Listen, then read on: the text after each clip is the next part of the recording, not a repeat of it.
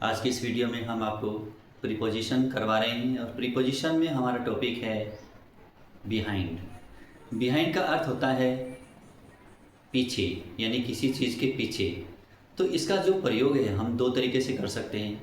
इसके प्रयोग से, बिहाइंड के प्रयोग से हम या तो स्थान बता सकते हैं या हम समय बता सकते हैं। ये दो ही चीज़ों के लिए इसका प्रयोग किया जाता है। आइए आज की इस वीडियो को शुरू करते हैं। जैसे अगर लिखना पड़े हमें कि इसके पीछे, इस घटना के पीछे उसका हाथ है, तो कैसे लिखेंगे इसको? He is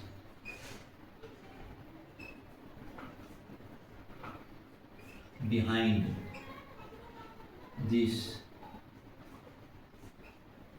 incident. He is behind this incident. इस घटना के पीछे उसका हाथ है। इस घटना के पीछे उसके हाथ है। He is behind this incident. इस घटना के पीछे उसका हाथ है। ये बन गया। अब जैसे मान लीजिए अगर हमें लिखना हो कि देखो तुम्हारे पीछे कौन है, देखो तुम्हारे पीछे कौन है, यानी हमारा मकसद है पीछे, यानी पीछे बताना है। बिहाइंड का ही तो प्रयोग देना है, ठीक है ना। देखो पीछे कौन है, देखो तो देखने को कहते हैं लोग। देखो तुम्हारे पीछे कौन है, who is behind, who is behind you, who is behind you. देखो who is behind you, look who is behind you. देखो तुम्हारे पीछे कौन है। तो ये बिहाइंड का प्रयोग है। जैसे मान लीजिए अगर हमें लिखना पड़े कि यह मेरी सीट है, आपकी सीट पीछे है। यह मेरी सीट है, आपकी सीट पीछे है, यानी पीछे बताना है। तो यह मेरी सीट है, तो दिस इज माई सीट। यह मेरी सीट है, यह मेरी सीट है, तुम्हारी सीट पीछे है, तो इसको लिखा जाएगा yours is behind.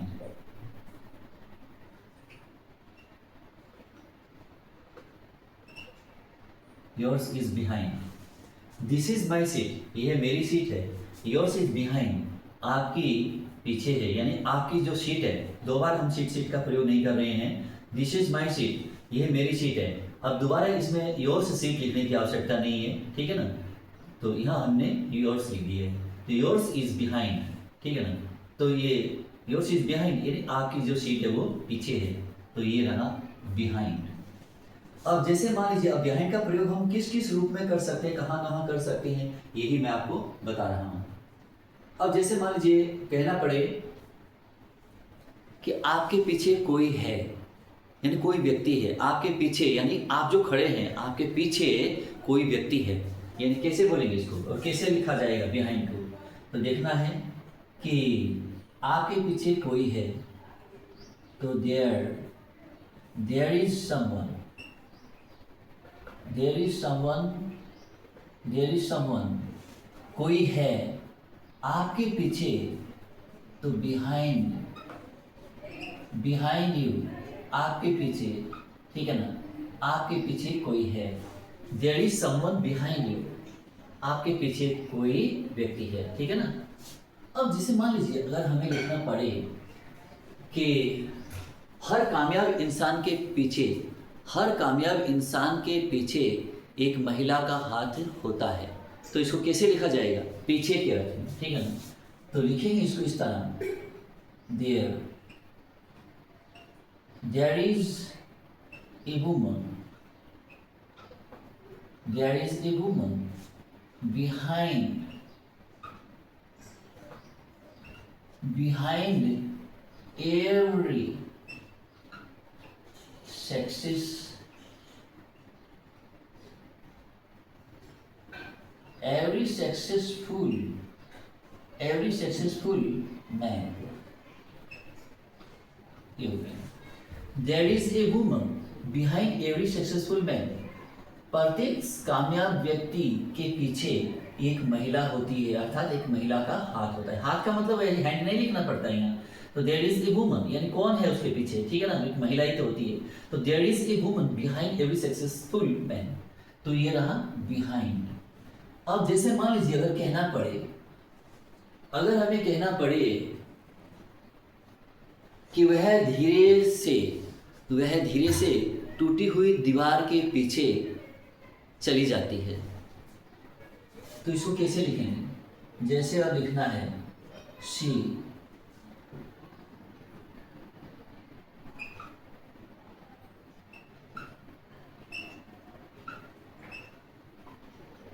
withdraws behind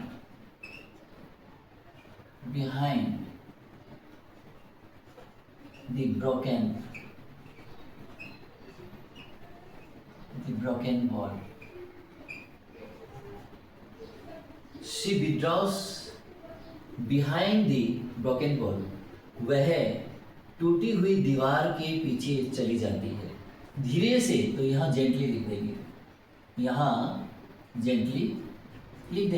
She gently withdraws behind the broken wall.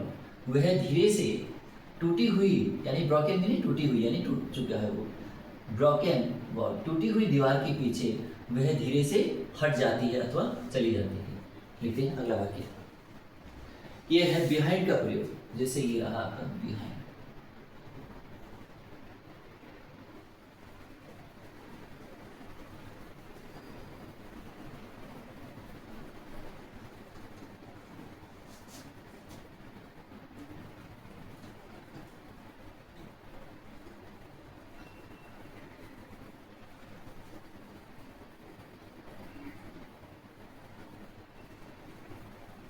अगर हमें लिखना पड़े कि उसका कमरा कार्यालय के पीछे है, उसका कमरा कार्यालय के पीछे है, तो कैसे लिखेंगे इसको?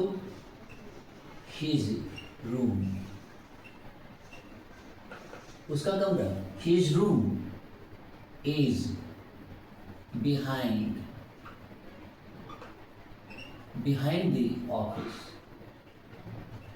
The office. उसका कमरा ऑफिस के पीछे है यानी कार्यालय के पीछे है. His room is behind the office. उसका रूम जो है, उसका कमरा जो है कार्यालय के पीछे है. तो ये पीछे बताना है. अब जैसे अगर कहना पड़े कि आज बस 10 मिनट देरी से चल रही है, पीछे चल रही है. आज बस 10 मिनट पीछे चल रही है, तो कैसे लिखेंगे इसको?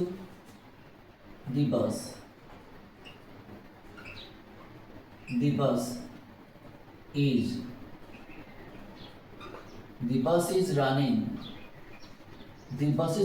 behind.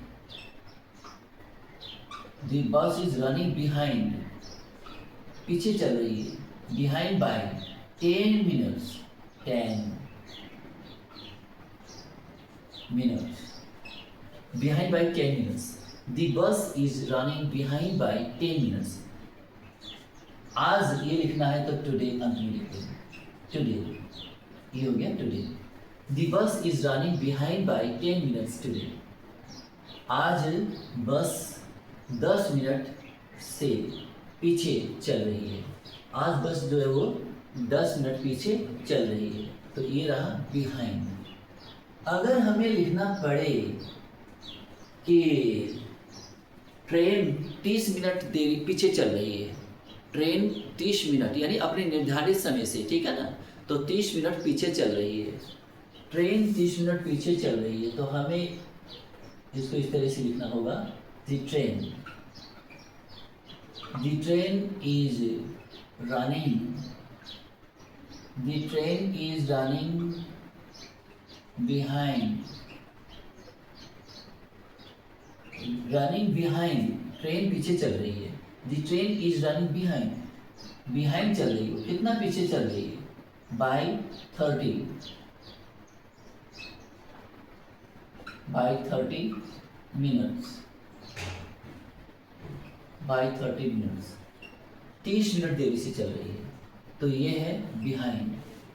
तो इस तरह से हम बिहाइंड का प्रयोग करते हैं। अब जैसे मान लीजिए अगर कहना पड़े कि आपके पीछे कोई है, तो इसको हम कैसे लिखेंगे? There is someone behind you, आपके पीछे कोई है, ठीक है ना, इसको ऐसे लिखा जाएगा।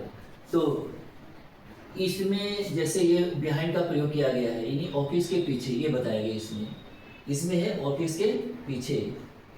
अब इसमें बताया गया है समय के अंदर पीछे चलना, इसमें समय के अंदर पीछे चलना, ये बताया गया है। तो ये हुआ। अब जैसे अगर लिखना पड़े कि वह हमेशा समय से पीछे काम करती है, वह हमेशा समय से पीछे काम करती है, तो she always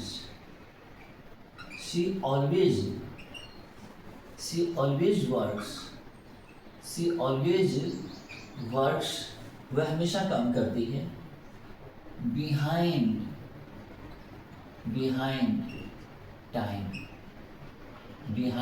time, she always works behind time, वह हमेशा समय से पीछे काम करती है।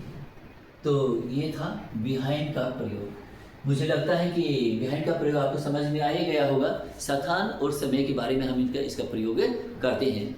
तो आप वीडियो को शुरू से लेकर लास्ट तक देखिएगा, बार बार वीडियो को देखिएगा और वीडियो को लाइक कीजिएगा, शेयर कीजिएगा और मेरे इस चैनल को सब्सक्राइब कर लीजिएगा, तो आने वाले वीडियो आपको उपलब्ध हो सके।